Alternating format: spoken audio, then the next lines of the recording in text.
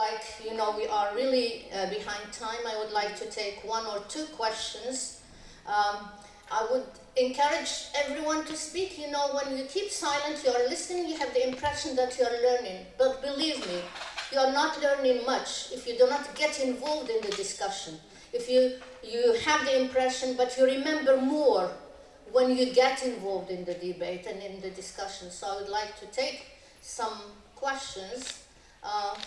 And I want you to be very brief and ask you a question directly. Any questions?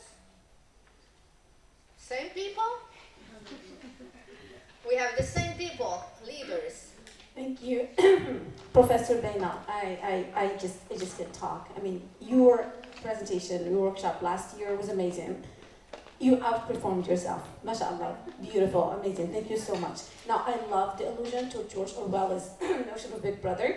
And I want to ask you, as a mathematician, MashaAllah, Moroccan mathematician, an engineer and programmer, is this Big Brother a machine? And if it is a machine, who developed it and based on what standards? That's my first question. My second question goes back to the frameworks, the ethical frameworks you've shared with us. Obviously, they failed. They failed horribly, if I can put it this way. And maybe that's because we're basing those frameworks on standards that are human, and it is human to err. Do you think that, speaking of ethics, akhlaq, would it be possible to talk about a framework derived from a higher divinity with respect to technology? Thank you. Thank you very much. I will try to be brief also. Big brothers can be either automatic, human, or both. You know Google Maps or Waze, okay? We are talking about veracity, la véracité. When you declare that there is some police group in a highway, you declare it, but the system don't trust you. The big brother don't trust you. He sends back voting requests to all people that are passing through this point. And they get statistical answers, and then if the statistics is greater than some threshold, it decides it's true. Else it decides that it's false. This is big brother, automatic big brother. But I'll talk to you about human big brother. You know Wikipedia. You have already tried to change some data on Wikipedia? Could you success in changing? No, why? There is some human big brother. There is some editorial workflow of deciding if your information worth it or not. So if they decide that it's good information, they commit it. Otherwise, they just delete it. So this is human big brother. And we can have semi-automatic big brother mixing algorithms and human. That's okay for the first? Okay. Yeah, religion. Professor Sharma told about religion and which religion and how to here we are talking about human universal principles. Don't kill.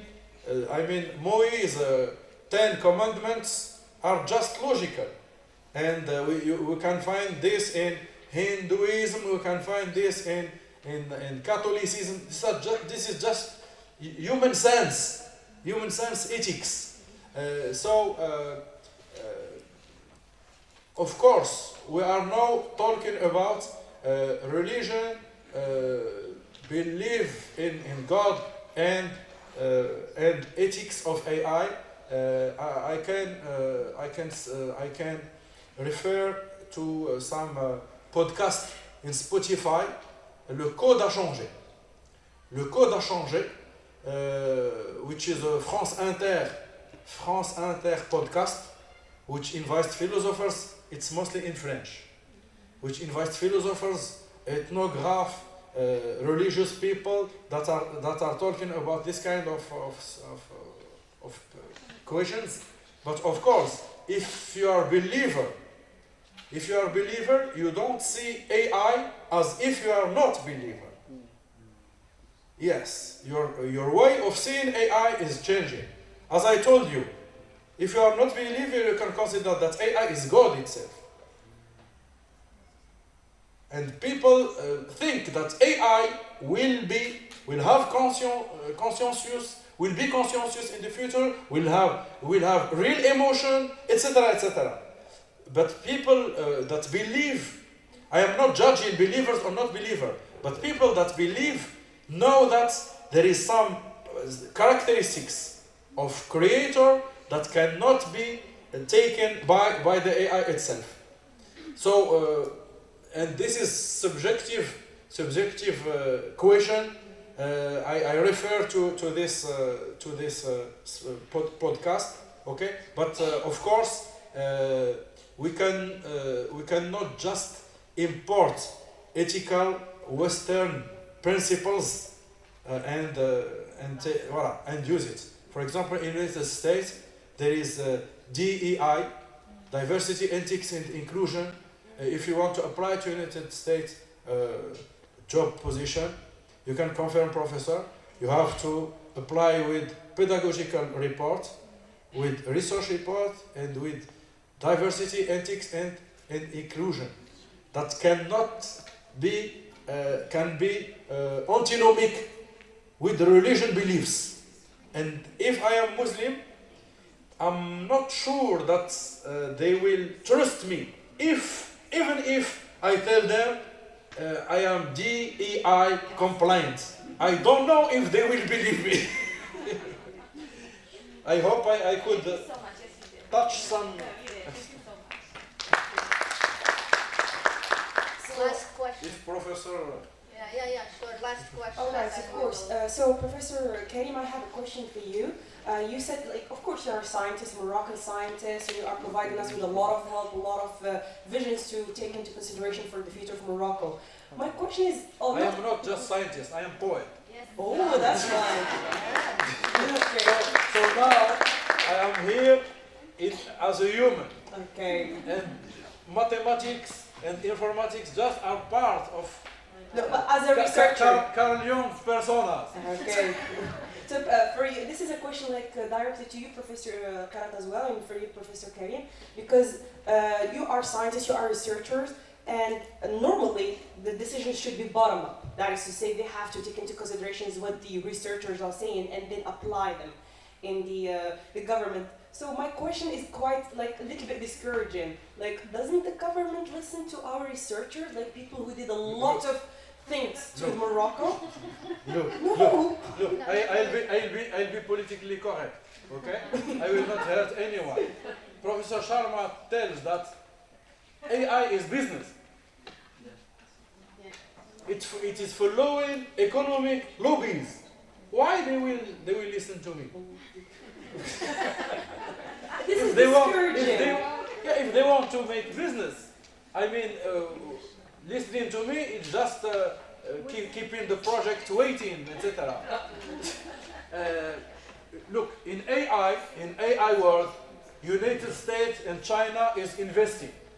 Europe is regulating, and we are observing. And consuming.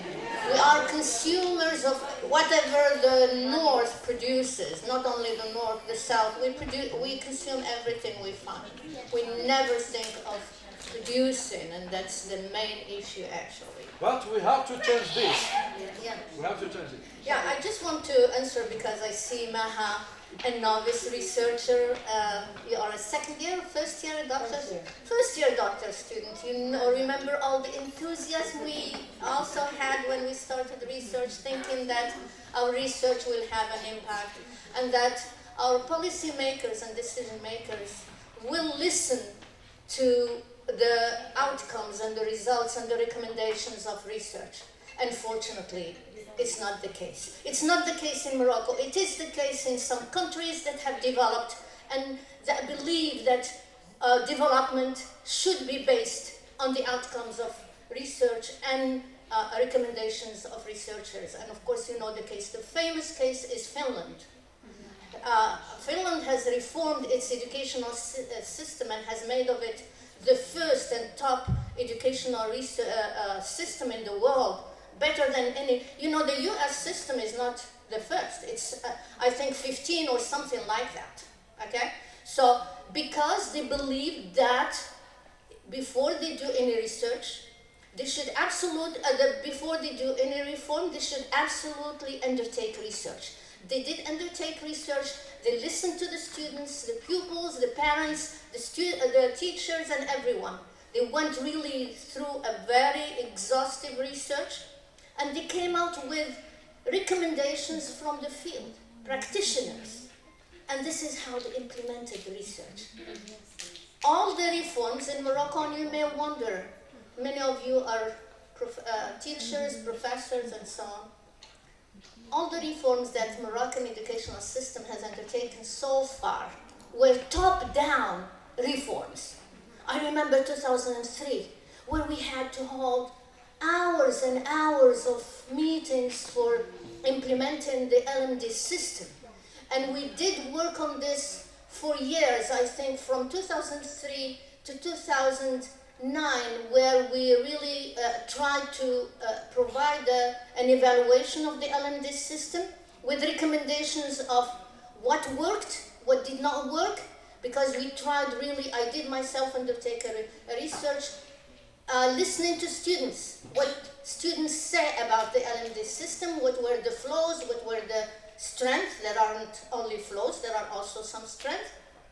And all of a sudden, another emergency plan, okay, le plan d'urgence, came again, ignoring all what happened before and implementing a new way of doing things. Remember what happened in 2019 again with the implementation of the bachelor degree in the Moroccan universities, and because education is not in the hands of educators. Exactly.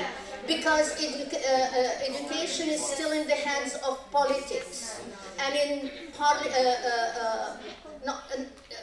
it's mainly, it goes with political parties. Whenever there is a government, it's a political party that takes this, of course, sector, and of course they implement, see what is happening and what we say about the Minister of National Education.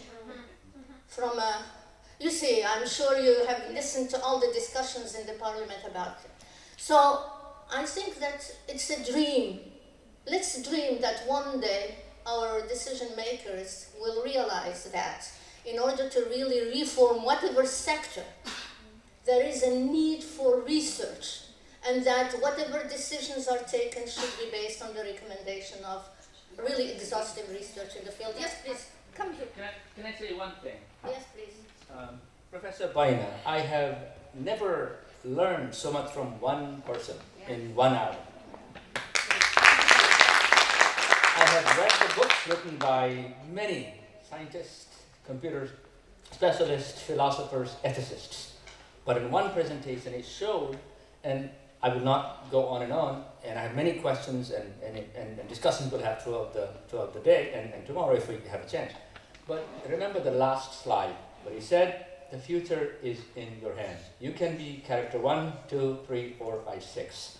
You may believe that, oh, I cannot do anything. If you go with that mindset, I'm just an economics researcher or education researcher. I do not design AI. I do not change AI. No, you actually do. You use AI to impact other people. You use AI to shape your learning, research, and contribution to society.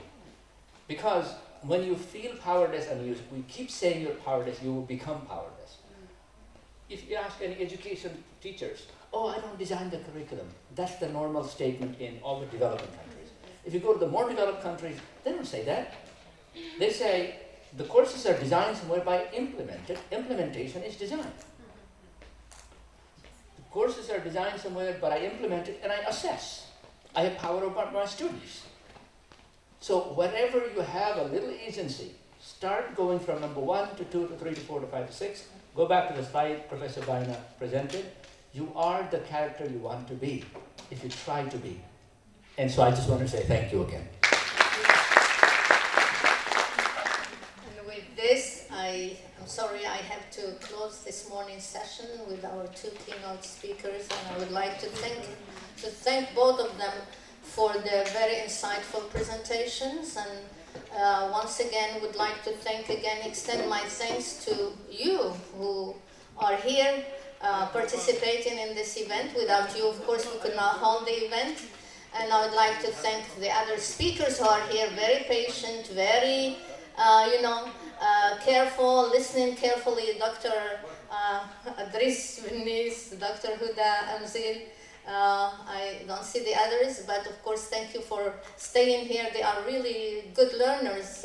Every time we have an event, they are here, they listen carefully.